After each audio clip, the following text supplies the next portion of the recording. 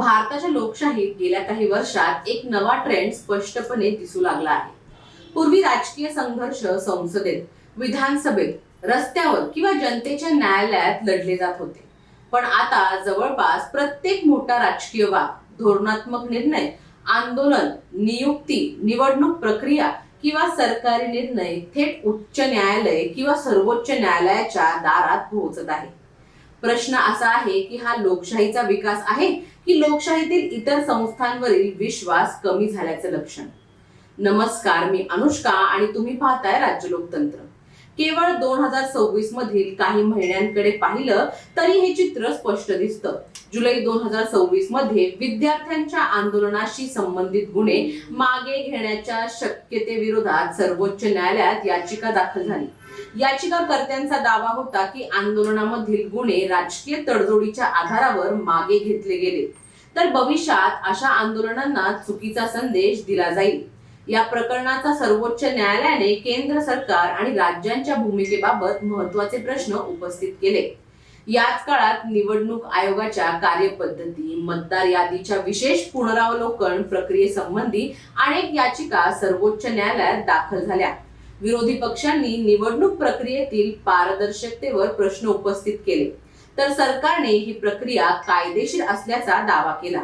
म्हणजे निवडणूक आयोगासारख्या घटनात्मक संस्थेच्या निर्णयालाही अंतिम उत्तर न्यायालयालाच द्यावे लागत आहे. ऑगस्ट 2026 मध्ये आणखी एक महत्त्वाचं प्रकरण समोर आलं. मुंबई उच्च न्यायालयात तरुण वकिलांना स्टायपेंड देण्याबाबत याचिका दाखल झाली. न्यायालयाने महाराष्ट्र सरकार आणि bar council of Maharashtra and Goa यांना प्रतिज्ञापत्र दाखल करण्याचे आदेश दिले. हा विषय केवळ वकिलांच्या आर्थिक स्थितीचा नसून न्याय व्यवस्थेच्या पायाभूत रचनेशी संबंधित असल्याचं निरीक्षण अनेक कायदे तज्ञांनी व्यक्त केलं. याच दरम्यान सर्वोच्च न्यायालयात विद्यार्थ्यांच्या आंदोलनावरील गुन्हे, सोशल मीडियावरील निर्बंध, शिक्षण व्यवस्थेतील सुधारणा, नियुक्त्या, राज्यपालांचे अधिकार, आरक्षण, निवडणूक आयोग, स्थानिक स्वराज्य संस्था, पर्यावरण, धार्मिक स्थळं, इंटरनेटवरील नियंत्रण, पत्रकार स्वातंत्र्य अशा असंख्य विषयांवर याचिकांचा अक्षरशः पूर आला. प्रश्न असा निर्माण होतो की प्रत्येक सार्वजनिक प्रश्नाचा शेवट न्यायालयातच का होतो? भारतीय राज्यघटनेने नागरिकांना अनुच्छेद 32 अंतर्गत थेट सर्वोच्च न्यायालयात आणि अनुच्छेद 226 अंतर्गत उच्च न्यायालयात मूलभूत हक्कांच्या संरक्षणासाठी जाण्याचा अधिकार दिला आहे. हा अधिकार भारतीय लोकशाहीचा अत्यंत महत्त्वाचा पाया आहे. त्यामुळे याचिका दाखल होणं ही स्वतःमध्ये नकारात्मक गोष्ट नाही. उलट जेव्हा नागरिकांना वाटतं की कार्यपालिका किंवा प्रशासन यांच्या हक्कांचं संरक्षण करत नाही, तेव्हा न्यायालय हा घटनात्मक मार्ग उपलब्ध असणं ही लोकशाहीची ताकद मानली जाते. मात्र दुसरी बाजू ही तितकीच महत्त्वाची आहे. अनेक राजकीय पक्ष आणि हितसंबंधी गट आता राजकीय लढाया न्यायालयात लढताना दिसतात. निवडणुकीतील पराभव असो, सरकारी नियुक्त्या असोत, आंदोलनावरील कारवाई असो किंवा धोरणात्मक निर्णय, प्रत्येक विषय न्यायालयापुढे नेण्याची प्रवृत्ती वाढत आहे.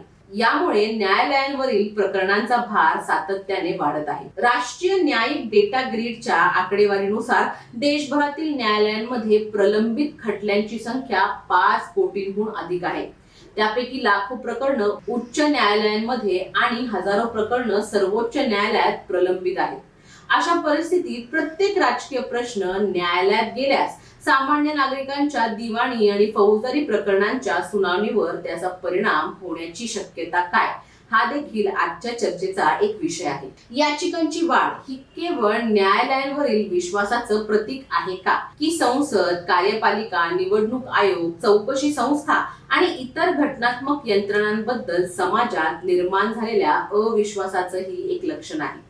अनेक संविधान तज्ञ असं म्हणतात की जेव्हा राजकीय संवाद कमी होतो आणि संस्थात्मक तोडगे निघत नाहीत, तेव्हा न्यायालय हे शेवटचं व्यासपीठ बनतं.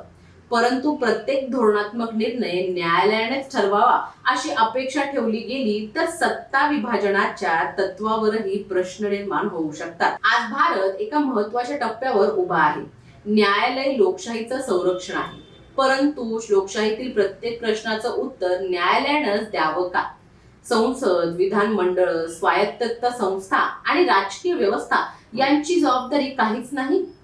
की त्यांची जबाबदारी कमी होतीये? आणि जर प्रत्येक राजकीय संघर्ष शेवटी न्यायालयातच संपत असेल तर लोकशाहीचं खरं केंद्र कुठे राहणार?